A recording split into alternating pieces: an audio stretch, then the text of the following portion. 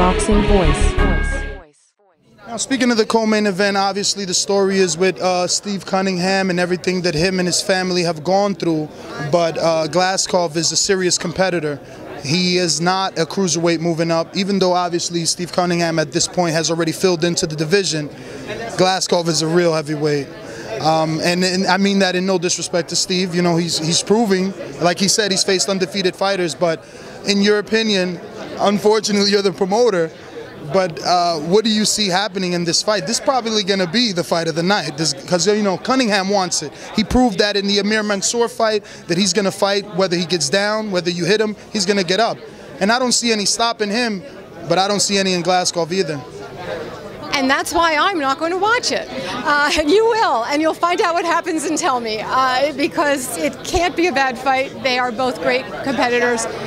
And in my view, in a fight like this, again, of course somebody's hands get raised and somebody else's doesn't, and somebody's going to feel really bad for a few weeks. But they're both winners. They will both be winners. They will both be factors in the division when the fight's over, because if they put on the kind of performance we all expect when they fight each other, everybody's going to see both of them again. So I'm not picking a winner. I honestly think it's a pick 'em fight. I change my mind every day over who I think is going to win. The IBF mandated this fight. I don't know that I would have done this without a nudge, but you know, because again, you want to have a rooting interest when you put your fighter in the ring. I have never understood this, have both guys. I hate it. But it's going to happen, and they both want it, and they're both going to give their best. And again, the fans are going to win for sure. I know I took a lot of your time, but lastly, I would like to ask about Amir Mansour. He put on a great performance with Steve Cunningham, and I just feel that he merits at least a mention. Is there anything in the works for him? You know, he fought on our very last NBC Fight Night fight back in November on the same night that Kovalev fought Hopkins, so it didn't get quite the attention it deserved.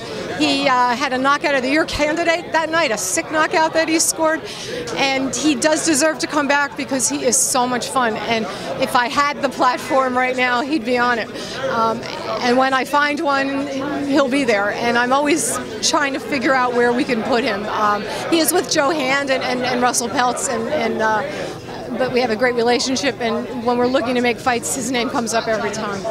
Well, Kathy, thank you for a great 2014 and introducing us over the many years to these new fighters that you're bringing in from the European area, of course, and for everything that you do for boxing. We hope to see you get another platform like NBC where you could continue to develop young and exciting talent like what you have now coming to HBO.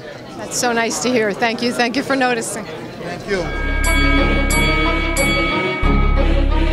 The Boxing Voice.